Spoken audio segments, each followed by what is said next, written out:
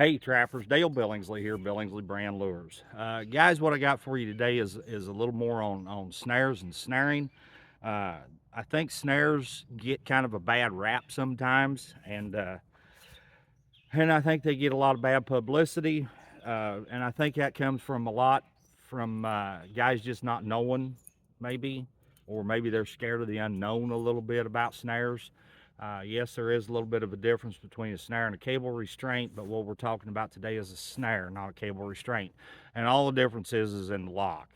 But you know, that's all there is to it. Really, is just the difference in the lock. Um, Once you get things figured out with a snare is a very versatile tool. It's a very effective tool to use. And snares are not lethal until you make them lethal, okay? Now, that's something you need to understand. Not everything you catch in a snare is going to be choked out, tag on the toe, graveyard dead, all right? 9 out of 10 of them are going to be racetracking around until you put something in their way to choke them down, or put a choke spring on that snare or something of that sort. And a lot of that has to do with your cable, but a lot of it has to do with your lock as well. So without any further ado, let's kind of get into this just a little bit. Gather family and friends to attend the 66th Annual National Trappers Convention and Outdoor Expo at the Rockingham County Fairgrounds in the heart of Virginia's Shenandoah Valley. Mingle with top hunters and trappers, shop old traps and unique relics, plus attend all the in-depth clinics and seminars. Meet Jaimo and Edna Korth from the famed Discovery Channel series, The Last Alaskans. And yes, Mossy Oak's Cuz Strickland will also be here. That's July 17th through the 19th, Harrisonburg, Virginia. All right, so the first thing you have to have with a snare is a good support. Now, this is the support that I use. I just cut them whatever length I think I need. Put this little bend in it like this, and this end goes into the ground like that, okay? And that way that snare is supported solid. That's a very important thing. It has to be supported solidly. Now, there are other things you can do, other things you can use. You can take and weld this number 9 wire onto a piece of short rebar to drive in the ground if the ground's frozen. You can also go up to 1/4 inch cold rolled steel. You know, they're a little more durable. They take a little more abuse that way. But I personally like something that gets out of the way. All right, that's very important to me. I don't want anything to hang up or be in the way of that animal, in the way of that snare when he is racetracking around. Especially on if I'm snaring coon. I sure don't want that coon tangled up. I don't want him choked out in any way, shape, or form if I can help it. And for those of you that are against snaring coon, and that, again, I think that goes back to the late 70s, early 80s, and even into the late 80s and early 90s when, you know, the buyers were docking guys because of the snares on their fur. I think a lot of that had to do with the lack of knowledge that we had of cable, and I think a lot of it had to do with the lack of locks that were available to us at that time.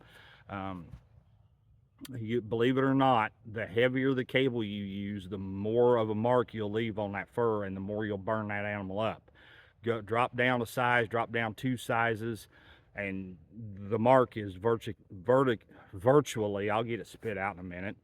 The mark is virtually non-existent. Okay, you actually, when you flesh and stretch that coon, if you're using the right cable and the right lock, you will have to look for the mark. Okay, and that's very important.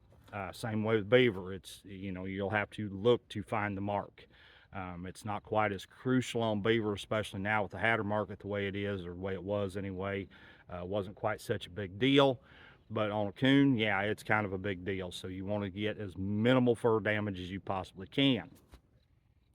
So anyway, back to a support, this is what I use. Like I said, I don't want anything that's going to hinder that animal and wrap him up, tangle him up until I want him that way, such as coyotes or something of that sort, where I want them wrapped up, choked out, dead. So to eliminate the chew, okay, because they will chew a cable if you allow them to. So all of my snares are built identically the same, other than different lengths and different loop sizes, okay? Now this happens to be 7x7 5/64 cable, which is a fine, absolute great cable size and dimension as far as everything is a 7x7 on coon and beaver. Okay, Now, if you're working strictly on coyotes, something of that sort, then you want to go with a 1x19, something that's a little more, not as able to chew it quite as bad, okay? It's a little stiffer, a little harder cable. They have a harder time chewing it. A 7x7, 5/64, the coyote will chew that right in half and he'll be gone. So just keep that in mind. The lock I prefer is a cam lock in the 3/32 size. Even on the 5/64 cable, it will allow that cable to relax just a little bit, and that lock actually relaxes just a little, not a lot, but just a little bit, to allow the air and the blood and the oxygen and everything to flow through to minimize the mark on a coon especially, okay? And like I said, that's very important. The other thing is, and now this is just the regular snare swivel. I built these just because I could, okay?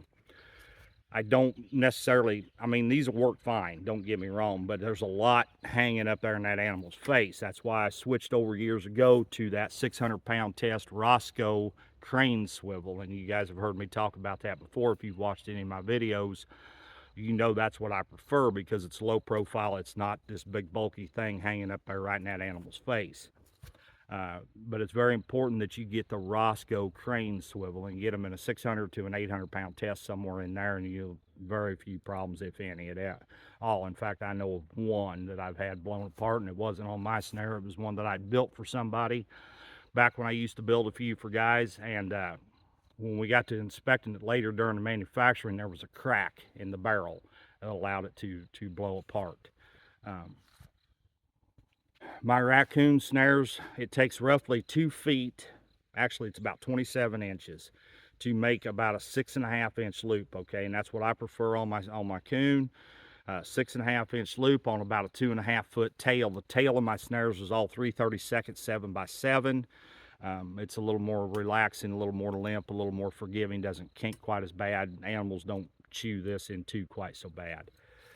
So for raccoon, I want 7x7, 5/64, 6.5-inch loop, about 6 to 7 inches up off the ground. Now, coyotes, we're only allowed an 8-inch loop here on dry ground unless we're within so many feet of water, and then we can go up to an 11-inch loop. So I use an 8-inch loop, 5/64, 1x19, okay, with a cam lock. Now, the cam lock is not quite as fast on the 1x19 as, say, the micro lock or something of that sort, but you get a positive lockup, and I'll suffer a little speed for a positive lockup every time. The micros and the slims and those kind of locks on the 1x19 don't lock up. They'll back off. The animal jumps forward again. The lock and the snare catches him again. You've got another mark. Then he backs up and it kind of backs off, and he jumps forward again, and it catches him again. So then you've got another mark, and so on and so forth. You see where I'm going with this. So if you can get by with the cam lock legal in your state, then by all means that's what you want to use. Again, I like the 1x19 on coyotes just simply because it's a harder cable. It's harder for them to chew. The length I prefer on coyotes is anywhere between 7 feet of tail, and it takes roughly 3 feet of cable to make this 8-inch loop. I want a 7-foot tail up to as far as 15 feet especially if I'm snaring out in the open. Snaring out in the wide open, I want a really long snare on that coyote so that when he hits the end of it at full tilt, it's jamming that lock into his neck and killing him out there outright, okay?